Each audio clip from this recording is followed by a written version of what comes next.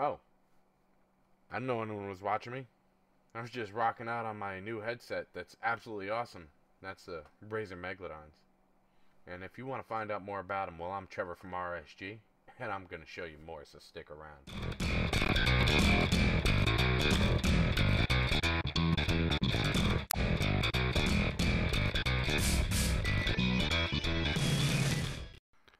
Okay, so starting here, we have the awesome case for the Razer Megalodons, and it is very nice, hard-bodied, and very good build quality with a wild design on the back.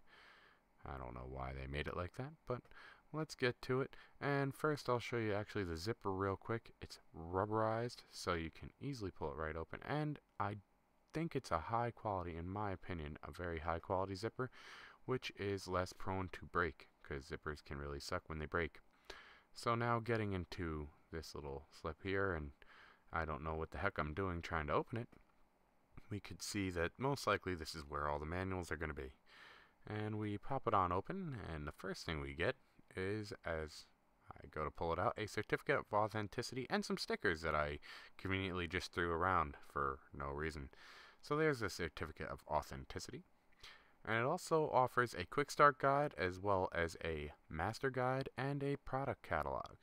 So you can find out everything that you should buy from Razer, in their opinion, and also so you can have something that you don't need to read.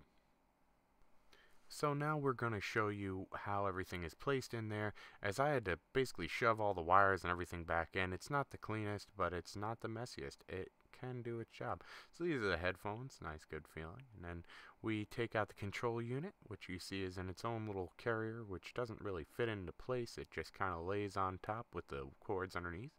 And let's get that out of there, as it's all fingerprinted up anyways.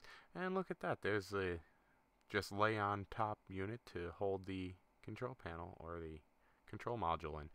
And you see where all the wires get stuffed, and now we have the headphones out. And here is the stickers that I just threw off to the side, and now let's get into the actual headphone review. So as I went a little quicker than I should have on this one, I will be as quick as I can on telling you this. This is an open back looking design, but that's all it is actually an open back looking design. It's not an open back headphone. And as you see on the side where the Razer logo is, that is plastic.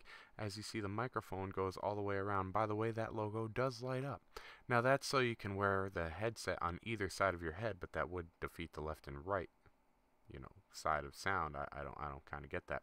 Now, as you see, these are metal and they slide up and down on a plastic piece, so I hope that plastic piece will be able to withstand, over time. But it is a very good construction build quality and very light, with this awesome feeling headband that I just love. And it's just, like I said, very comfortable, very light. I couldn't ask for more when it comes to how comfortable it is. Now, these ear pads, awesome. They are so soft and they definitely let the air in that I need, so my head doesn't get sweaty, as you might see from some patent leathers. And they do pop off for what reason I don't know, and they go right back into these little holes where you can twist the ear cup back on, and it'll stay right in place. And I'll show you that in a second. That is one single driver, by the way, but that means that the 7.1 is simulated. But it works still great. And look, I just popped it back in. It's nice and sturdy. Now these are the wires that obviously allow from the headband over to the ear cups, and they are braided as well, so high durability. Gotta love that. Thank you for that, Razer. Now the microphone does bend, which a lot of microphones nowadays do. I remember when I first saw that, I was like, oh man, that is great, on my first other pair of headphones on the X11s. And now the braided cable.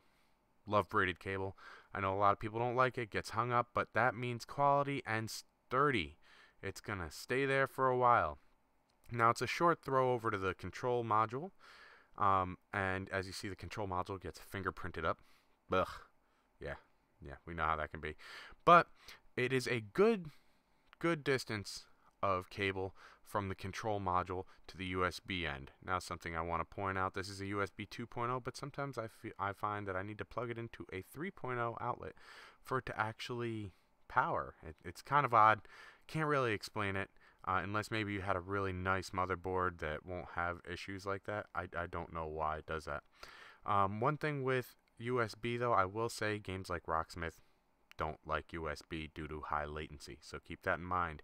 And I'm showing you a little bit about the control module just by pointing to some of the stuff, as these are all buttons on here, but we'll get more into the control module in the next segment right now. So this is going to be the control module, and as you see right now I have it set to 2.0 sound, and you see the two speakers up at the top. That is really just for the left and right speaker, and the bass down at below. But right now we're on the full volume setting, so it's just literally volume control only right now.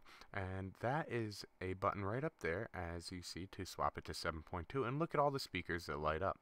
So let's go back to 2.0 as we'll see some things. I will spin around the wheel, and as you see, even though my finger's covering it, that is your volume control level right on the left. That's how much control you have as I spin the wheel right in the middle. Now if you click that button right there, you'll see the bass disappear, because now I'm just controlling the left and right speakers alone for their level. So there's a lot of control that you can do on here, and you can see that that's not the actual volume level. Now this is the volume level when you see all of the lights lit up. Now I will go on to the bass. See, I can control the bass individually, which is absolutely awesome. I love that fact. As you see, I will turn it down again and then turn it all the way back up. I like a lot of sound, a lot of bass, so I gotta turn it on up. Alright, so let's go over to the 7.1 as we can see how it all works. Now this is, like I said, simulated, but they give you a lot of controls for this. So first we start out, we have the the center speaker. Just like if you had a surround sound system, you have the center speaker, and we could turn that up. And same with all of them, you could turn them up and down, and that's the front, left, and right. And then you have the sides, which would be normally in a 5.1, but this is a 7.1 side of it, so you have the rears as well. So now you can also control the bass too. So that's how you can control everything and make it sound just like you need it to. It really helps out, and I love the fact that you can do that. So like I said, I like to keep it on 2.0, and that's what I'm going to do. We'll go back, and now I'm going to show you some things like the mic sensitivity and the these are all the mic buttons down at the bottom, basically. You have your mic sensitivity, mic level, and mic muting. The mic muting was on the left, and you see that we all have the lights that are in blue for everything. But wait, we turn on the mic mute and it is red, and the volume will not matter whatsoever. Now I find when you're talking about the mic on this, you have to keep those levels low. I mean low. So what we're actually going to get into in this next part is actually the mic test. Alright, so I think this is a good time to finish off this segment. And how am I going to finish off this segment is by the microphone test. What do we hear immediately in this microphone test? And it's the insanely high gain hiss that just drives me nuts. Now, I do love these headphones. I don't use the microphone on headsets because as a streamer and someone on YouTube, I like to use the standalone microphone. I feel it offers superior quality. Now, the microphone itself does sound good. And you might be sitting there going, well, of course it has gain hiss when you don't know how to set the levels up right. No, I do know how to set the levels up right, and I've set them in the control panel and on the control unit, and it just does not get rid of the hiss. It also has a lot of feedback when you're listening through the headphones. So if you're in an instance where you have an open mic situation, such as streaming, you're going to get a lot of echo because they're going to hear the game and the TeamSpeak stuff twice, technically. Like in a very marginal range, like a very short, small range, they're between each other, so it's going to create an echo. Not really cool. Now, I do want to thank Poopy Blowout and Teufel, who donated the money needed to get a new set of headphone or a headset, because my other one broke. I had Turtle Beach X11s, and you know what? They work great. The hinge on the side is just horrible, and that's why they snapped, and these are a lot more sturdy, so I do love that, and these are way lighter and more comfortable. So there is some really plus sides about this, and I want to thank them both again for being great supporters of my YouTube and my stream, and it really helps me out a lot. Now, I have to give a little smack in the face to Razer, though. You're going to charge, as I paid $119.99 for these, you're going to charge $250. Now, granted, there's new ones out and everything. I understand that. But when these were out, $250, and this is the microphone quality. Now, it sounds great, like I said. What the hell is with all this gain hiss, though? And I haven't been able to change it. No matter what I try to do, it just always does that. And it picks up so much from the actual headphones of the headset that it just really is shocking how much they really said, let's overprice the living crap out of this. Because it is overpriced. It is overpriced. Now, like I said, the sounds are great. I love the 7.1 swap to the 2.0 and everything. It does great. Like the 7.1 is great for Far Cry 4, and the 2.0 is amazing, you know, for listening to music and a lot of other games. So there is really, really nice points about this headset. It's just that microphone is quite a bit of a letdown.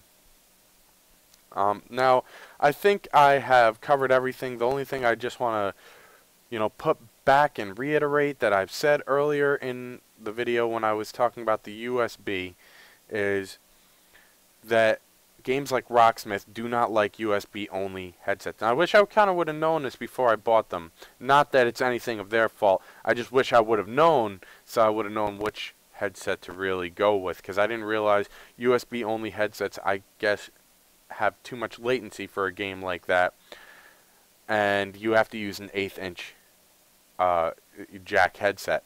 So it can be a little disturbing or annoying, not disturbing, annoying in that sense, but it's nothing on Razer's end, and I can't fault them for that. Like I said, the mic does sound good, but that gain hiss is just wowza.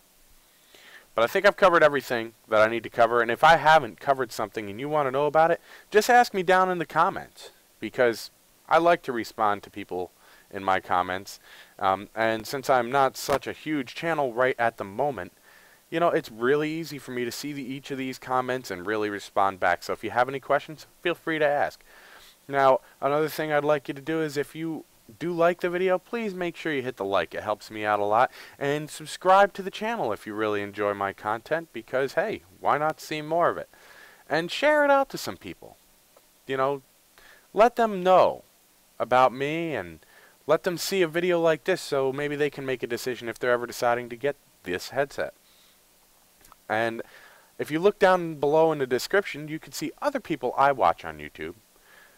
And you can see my Twitch channel and my Twitter, so you can follow up on me more. So I think I've covered everything, and I'd really love to thank you again for watching this video. And for all those who are going to keep watching my videos, I'll see you next time.